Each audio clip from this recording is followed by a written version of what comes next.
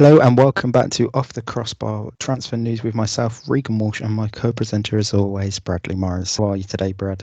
Says a lot about the January transfer window when it's easier to attain flights to Dubai right now than it is to sign players. Yes, exactly. It's a lot easier and quicker and more interesting things happening in the world of travel to and from Dubai than this January transfer window. It has gone rather quiet and stale at the minute. However, the last few days has certainly thrown up some surprising deals. The main one being Moussa Dembele from Olympique Lyon, or Lyon to everyone else. He will be joining Atletico Madrid on loan with the buy option. No obligation to buy in this deal. Apart from so everything else is agreed. He will have his medicals, and then he's an Atletico Madrid player and will be signed by Diego Simeone's side.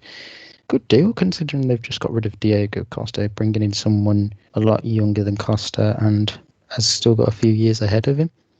He's still someone with good long-term potential if he realises it. Yeah, and I think this move to work under Simeone will help him realise that. I think it's such a good move for him. I mean, I feel like he's reached his max at Lyon, like kind of like he did at Celtic. He'd reached like that breaking point where I think he now needs the move away from Lyon to that next step up.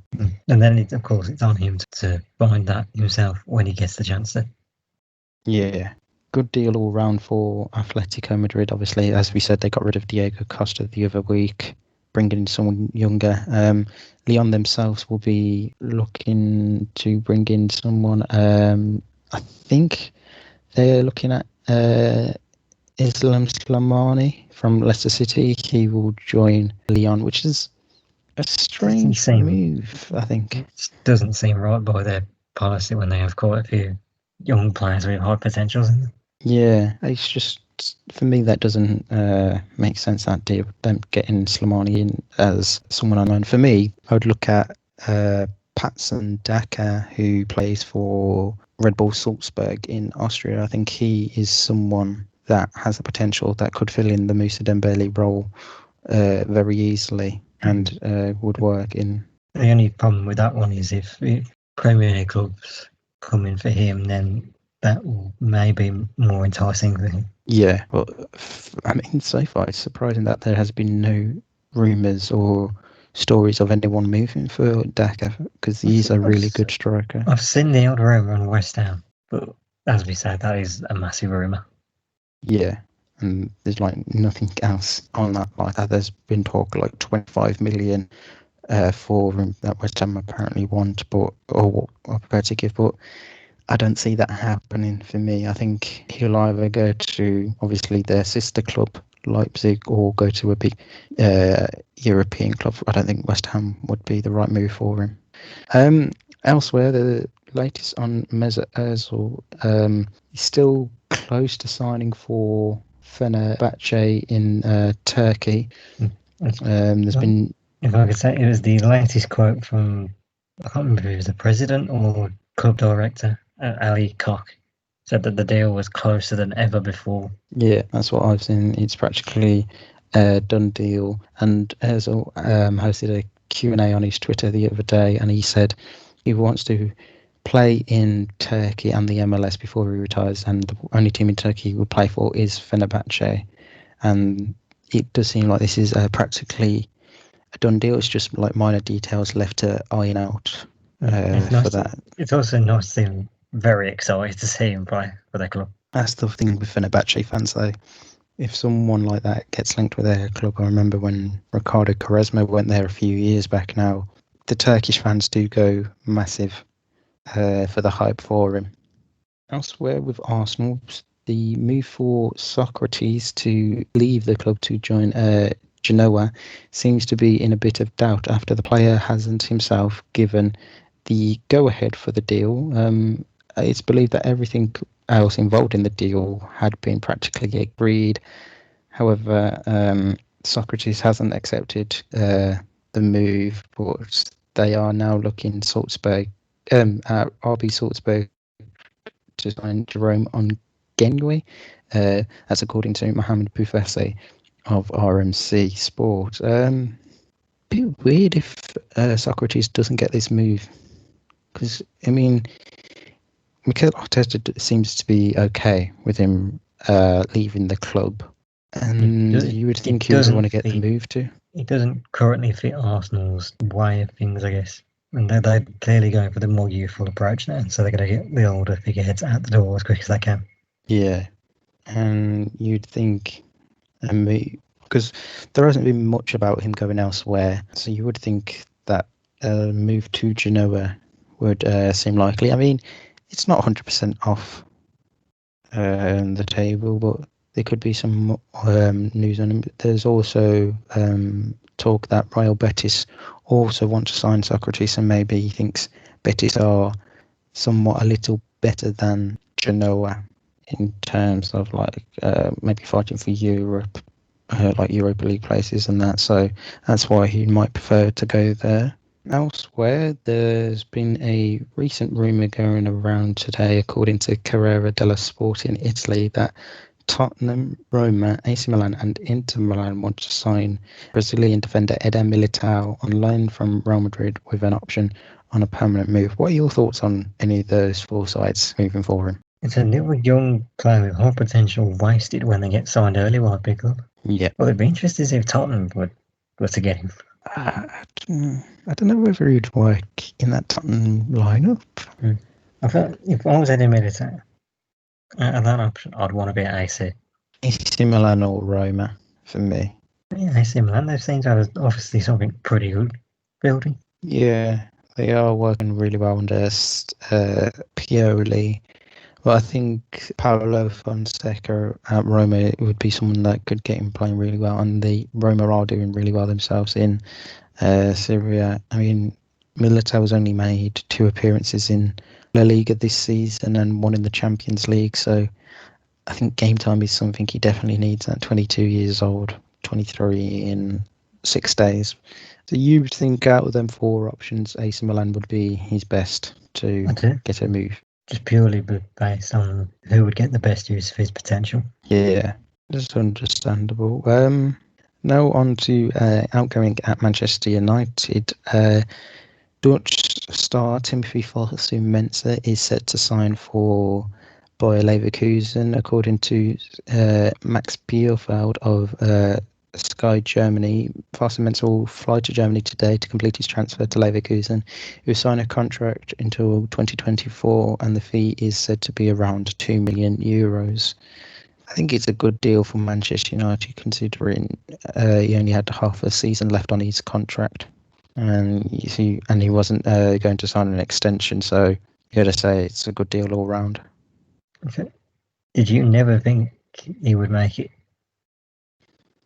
I had hopes, but I think after a while, I think it was becoming more obvious that he wasn't going to make it. Especially, I think the signing of Dalot and Wan-Bissaka, because he can play at right back. I think that made it more obvious that game time was going to be hard to come by for Fosu-Mensah, which is a shame because I think he still has got that good potential. But I think it is best that he gets a move away from the club because he wasn't going to get play. Is €2 million not enough? Or is that a bit of a bargain? It's a bargain for Leverkusen in terms, but I think United, I think that's the best ever going to get considering how short of a contract he had left. And I think if he looked about his fee and tried to justify it, like I think maybe €5 million that the club would have got out of him, but I think I don't think they're really going to complain too much about that deal. Right, elsewhere, what have we missed? I want to talk about Fikayo Tomori. Yeah. So there's been talk that AC Milan are now apparently interested in signing Tomori on loan. AC Milan had been linked with Mohamed Simekin of Strasbourg in France, but Simekin has now picked up an injury, and AC Milan have started talks with Chelsea over a potential loan move for Tomori, which I don't know what I feel like that. I think it's a good move for Tomori. You could put Tomori in the same category of Eder Militao. It's another centre-back who's young and not getting opportunities and he's being wasted. Yeah, 100%. Especially the team right now with a defence that is struggling massively. Yeah, 100%, 100%. It's Chelsea definitely. fans are clamouring for him to be playing a hell of a lot more than he is. And it says a lot when he's not even featuring in the FA Cup games. Yeah, I think it's pretty certain that he's going to be out of the door sooner rather than later. He's Stamford one Bridge. I would absolutely have him at Villa. Yeah, it's definitely something to keep an eye out for the future, whether it's just a short-term loan without the option to buy. Does Frank Lampard then give him a chance in the future, or do Chelsea sell him come the summer? I mean, just trying to have a look at his contract. Yeah, so he's still got until 2024 on his contract. So that's another 3 years. But I mean, he's made just the one appearance for Chelsea in the league this season, 2 in the cup. That is the Carabao Cup. So you got to say, I think a move is definitely something he needs soon. Final bit of transfer news just before we do give you like a quick roundup is Brighton and Hove Albion are close to signing Moises Caicedo for 4.5 million from Independent Valle. He's apparently a highly rated midfielder, only 19 years old. There had been links with Manchester United, Chelsea, Newcastle and Everton, even Atlanta United in the MLS, but it seems that Brighton have managed to win the race to sign Caicedo. Once they've got this signing done, he's set to join Belgian side Union Saint-Gilloise, who are owned by Brighton owner and chairman Tony Bloom. So that's why he's set to go out on loan straight away rather than be put into the starting 25-man squad under Graham Potter. Good move for the lad, you got to say. Brighton. His name gets mentioned around so much. I haven't heard enough about him, but they say he has high potential. Yeah, he does seem to be like a lot of hype around him. So let's see if when he does come to Europe, that hype does pay off. And maybe in a few years, 4-5 years' time, he does get that big move to Chelsea or Man United or elsewhere in Europe if he continues his so-called hype train around him. Have a quick wrap around the transfer news now. RB Leipzig's Dale Upamecano is wanted by Bayern Munich as well as Chelsea and Manchester United. Unlikely that he will leave in this transfer window. However, in the summer he will have a 42 million euro release clause. According to the Newcastle Chronicle, Dutch defender Jetro Willems appears to have teased a return to Newcastle from Frankfurt. It comes after the 26-year-old had been strongly linked with another spell on Tyneside.